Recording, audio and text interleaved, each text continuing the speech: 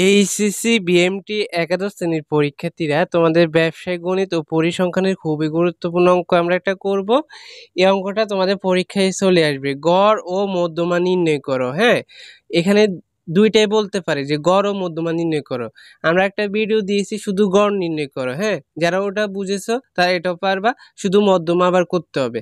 এখন যদি পরীক্ষা দুইটা একসাথে বলে যে গড় ও মধ্যমা নির্ণয় করো, তখন গড় একটু ব্যতিক্রম হবে, মানে গণসংখ্যা একটু ব্যতিক্রম হবে, সারণীটা একটু ব্যতিক্রম হবে, তখন আমাদের এটা করতে হবে। তাহলে দেখো গড় ও মধ্যমা কিভাবে করতে হবে। তো এখানে কোশ্চেনে এই পর্যন্ত থাকবে যে এটা দিয়ে তারপরে আমাদের শ্রেণীব্যাপ্তি আর গণসংখ্যা দিবে, তো মধ্যমা আর গড় নির্ণয় করতে হবে। তো দেখো কিভাবে আমাদের লিখতে হবে। এখানে শ্রেণীব্যাপ্তি, গণসংখ্যা, মধ্যবিন্দু, এফআই এক্সআই, হ্যাঁ আগের মতোই। আর এখানে এই যে গড় পর্যন্ত, গড় করলে আমরা এ পর্যন্ত করতাম, এই যে এফ এক্স আই পর্যন্ত। যেহেতু এখানে মধ্যমাও চাইছে, তাহলে যোজিত গণসংখ্যা বের করতে হবে। তো দেখো এটাকে ভালো করে বুঝতে হবে। তো আমরা শ্রেণীব্যাপ্তিগুলো লিখে নিব 30 থেকে 40, 40 থেকে 50, এই যে কোশ্চেন থেকে দেখে দেখে লিখতে পারবো। এটা 70 থেকে 80 পর্যন্ত লিখে নিব। গণসংখ্যা আমরা কোশ্চেন থেকে লিখে নিতে পারবো এখানে দেখে দেখে, যে 34, 42, 57, 37, 28 এটা লিখে নিব। মধ্যবিন্দু, মধ্যবিন্দু কি করতে হবে, 30 আর 40 যোগ করে আমরা 2 দ্বারা ভাগ করলে 35 হয়ে যাবে। 40 আর 50 যোগ করে 2 দ্বারা ভাগ করলে 45 হয়ে যাবে। এভাবে করতে হবে। তারপরে এই সবগুলো আমরা এটা যোগ করে 2 দ্বারা ভাগ করলে 55, এটা যোগ করে 2 দ্বারা ভাগ করলে 65, 70 আর 80 যোগ করলে 2 দ্বারা ভাগ করলে 75 হয়ে যাবে। তারপর এফআই এক্সআই কিভাবে করতে হবে, দেখো এফআই এক্সআই কিভাবে করবো আমরা, এফআই এক্সআই করব গুণ করে দিব। কি করে দিব, সবগুলা গুণ করে দিব।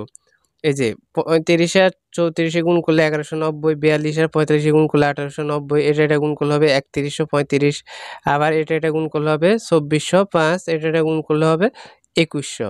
তো তোমরা এখানে এটা লিখবে না, এটা লিখবে কোন জায়গায়, সামেশন অফ এফআই এক্সআই লিখবা 10,720, এখানে লিখবা 10,720, এখানে লিখবা 10,720। কোন জায়গায় লিখবা, এই যে এফআই এক্সআই এখানে লিখবা।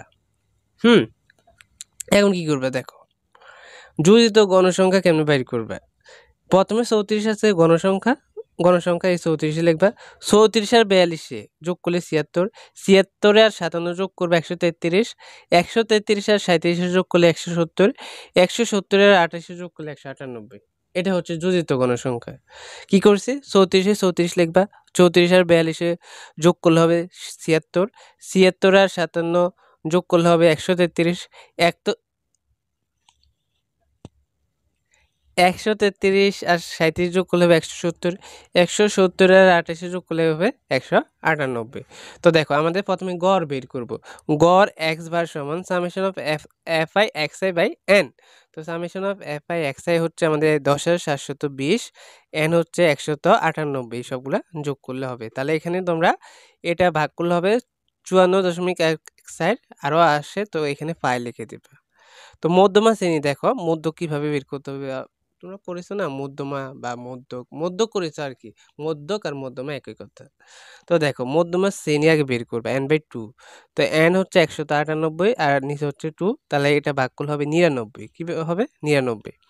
তো এখানে দেখো মধ্যমা এমই এই সূত্র পদ থেকে ভালো করে মুখস্থ করতে হবে, l plus n/2 minus F C by F M into C. এটা পদ থেকে ভালো করে মুখস্থ করে নিতে হবে, মধ্যমা বা মধ্যকের সূত্র।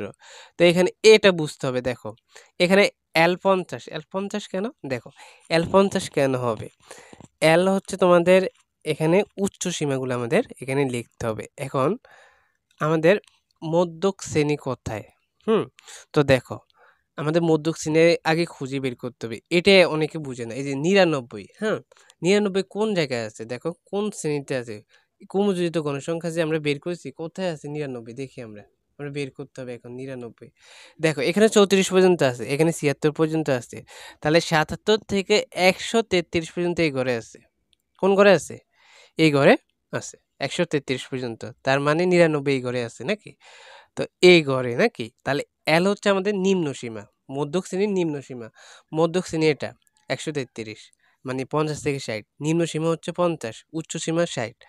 তো আমাদের নিম্ন সীমা লাগে, এন হচ্ছে 50 হবে, এল কত হবে, সরি এন না, এল কত হবে 50, এল হবে 50। এরপরে দেখো এফসি আর এফএম। এখন এফসি অনেকে বুঝে না, এফসি এফএম উল্টাপাল্টা করে ফেলে। এফসি মনে রাখবা, এফসি হচ্ছে মধ্যক শ্রেণীর পূর্ববর্তী শ্রেণীর ক্রমযোজিত গণসংখ্যা। এদিকে দেখো, মধ্যক শ্রেণী এটা নাকি, এখানে দাগ দিয়ে রাখি তাহলে তোমরা বুঝবে। মধ্যক শ্রেণী এটা 50 থেকে 60, এটার মধ্যক শ্রেণীর ক্রমযোজিত গণসংখ্যা পূর্ববর্তী হচ্ছে 76। তো মধ্যক শ্রেণীর পূর্ববর্তী হচ্ছে কত, 76।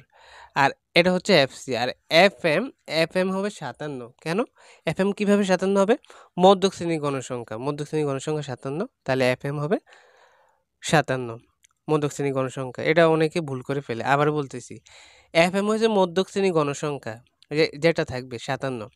আর এফসি হচ্ছে মধ্যক শ্রেণীর, এটা তো পুরোটা মধ্যক শ্রেণী 50 থেকে 60, এর পূর্ববর্তী শ্রেণীর ক্রমযোজিত গণসংখ্যা, ক্রমযোজিত গণসংখ্যা হচ্ছে 76। কত, 76।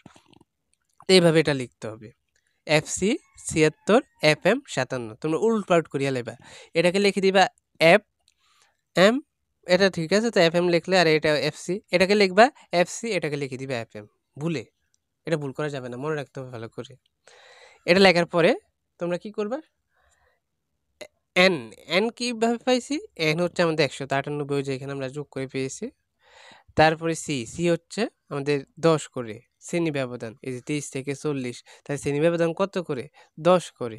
তোমরা গুনবা 30, 31, 32, 33, 34, 35, 36, 37, 38, 39, 40। 40 ধরতে গেলে আমাদের 11 হয়ে যায়।